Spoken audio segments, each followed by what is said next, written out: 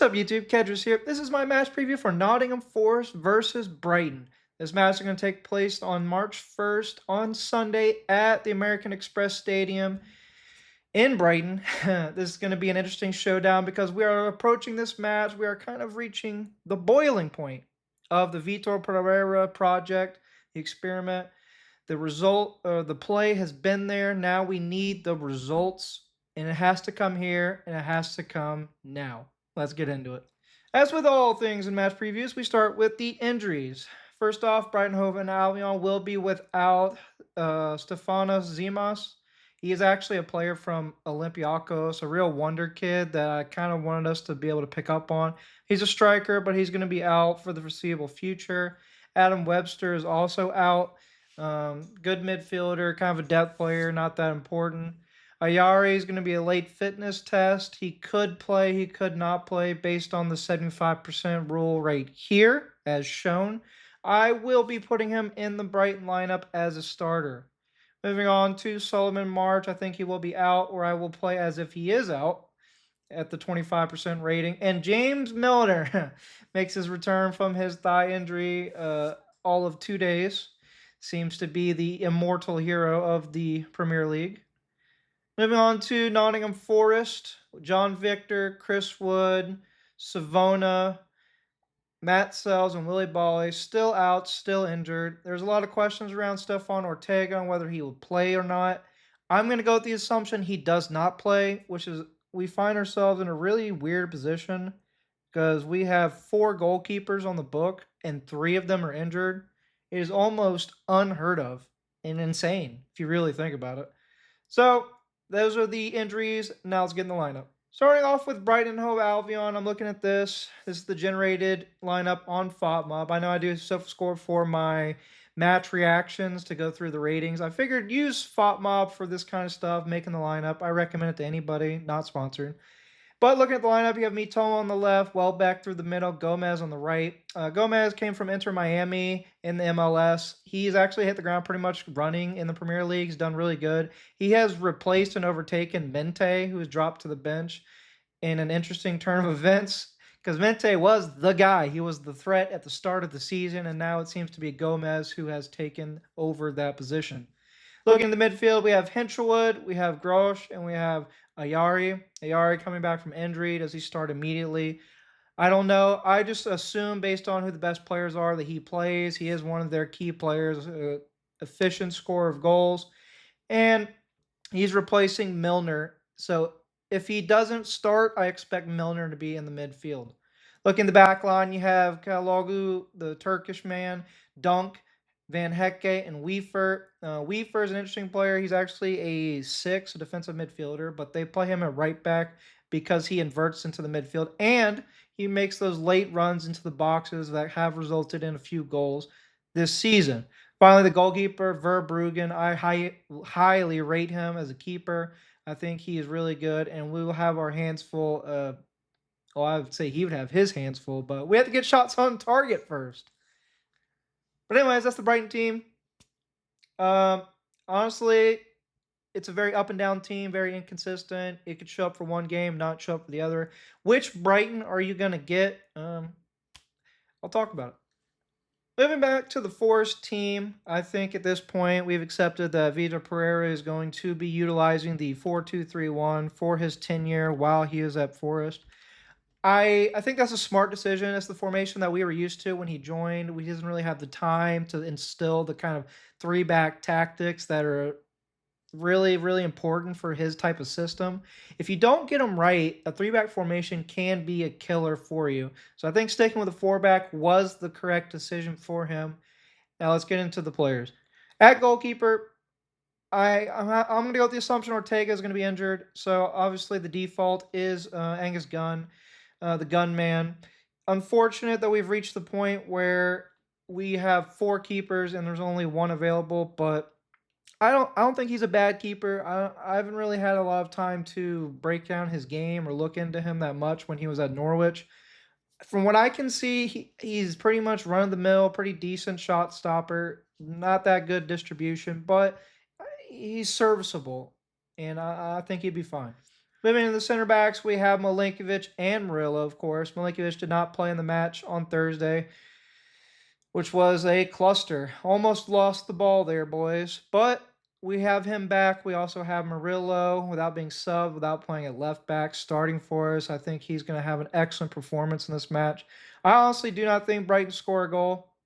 The real question becomes, can we score a goal?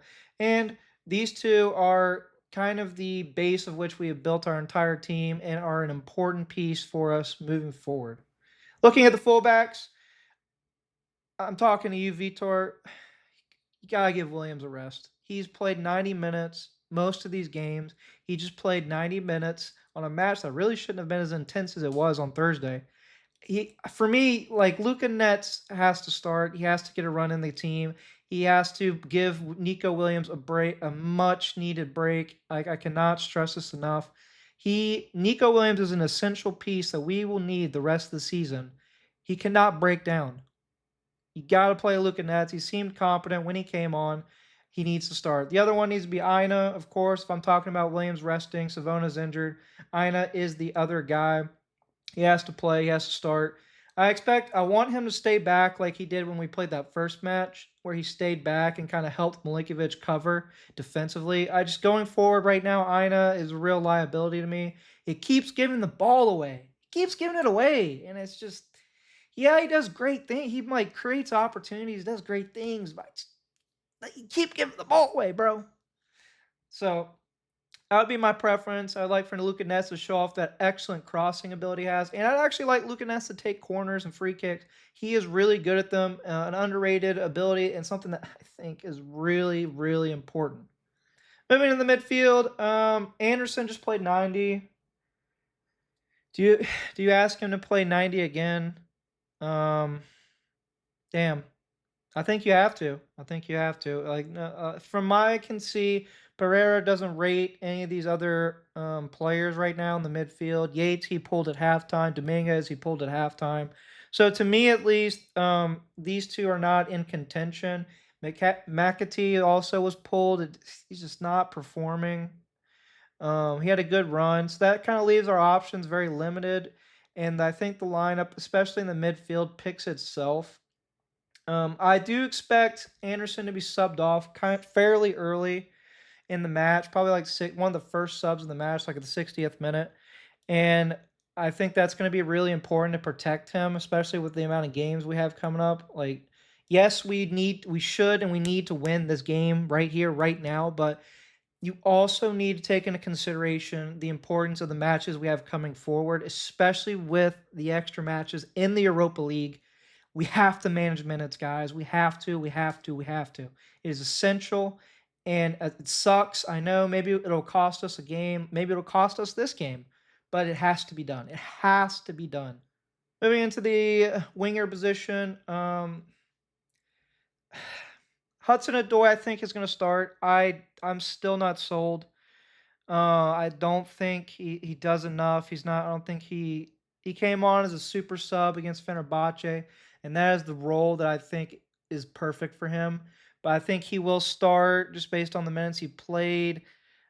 You guys know my qualms with him. He needs to get better. He needs to get more consistent. But I think if I'm basing this lineup on what Pereira does, it will be Hudson-Odoi. Looking at the other winger, Hutchinson played the full 90 against Fenerbahce. Does that make a difference? I don't think Backo plays or he comes on as a sub. Hutchinson, being so young and so undersized, I think needs protection. I would look actually for Pereira to start Ndoye. I think Ndoye will start on the right side. I personally don't have a problem with Ndoye on the right. I think his crossing is decent. I think people underestimate his ability to kind of poke the ball past the defender and make runs in behind. I really do think that's an underrated trait for him. I just like when he's on the left, I feel like we're asking him to do too much. Like we're asking him to shoot, we're asking him to cross, and I just don't think he's ready for all that yet. I think if we stick him on the right, we ask him just, do a little pokeball type thing, and then just cross the ball. I think he can do that. I think he's got a decent cross. I like his free kicks, and having a left-footed Nets and a right-footed Ndoye to put corners in the box, I think could be a game changer in this match. Moving on to the strikers, Luca. I don't want to talk about Luca. It's not working, guys. It's not working. Igor Jesus, I think will start. I, so I want Awani to start. I really do. I really want Awani to start. I just don't think, based on the amount of minutes that Awani has played under Pereira, he has earned Vitor Pereira's trust. I do expect 1,000% for Awani to come on as a sub. I expect him to come on as a sub. I expect maybe Backwell or Hutchinson to come on as a sub. I expect Williams maybe could make like a 10-minute appearance. I hope really not. I hope he kind of gets that rest he needs. I think we'll see some midfielders come in. But overall, I think this will be the team. I think it's a decent team. I think it's a team that can beat Brighton. We definitely have the quality to do it. And the way we're playing right now is just excellent. So I think we have a chance, boys. We just gotta really convert chances. We really, really gotta convert chances. We are creating lots of opportunities, like we did under Ange Postecoglou. But what we're doing is also defending, like we did under Sean Dyche, with that tenacity and with that ability to attack the ball and make tackles. Right now, we are we are thriving right now under Vita Pereira. Got to put our chances away. That is literally the only thing that's missing. We got to put our chances away. That's it. That's it, guys. So, how do I think this match is going to go? Man, so I did a lot of looking and thinking and a lot of, I don't want to say feeling because I kind of got all that out yesterday. And my head really tells me a draw. I think it's going to be a 1-1 draw. Like, my head is really like, that's where it wants to go, where it wants to be. My heart, my emotion, my energy is like, man, I think this is it. I think this is the win. This is the win under Vitor Pereira, the first win in the Premier League that really, really kicks off our season. I think this is it. I think we can win 2-0. We got to put away our chances. I think Awani needs to play a major part in that. Also, I think the other players need to really, really take the onus on themselves to put the goals away and finish. I think this is it, guys. I think we can do it here, right now, at Brighton. But anyways, tell me what you think. Give me your score prediction. Leave a like, subscribe, comment down below. You know, I think we have had their number in the past. I think we can have it now. First win under Vita Pereira. My heart says yes. My mind says draw. Let's go. Come on, you Reds.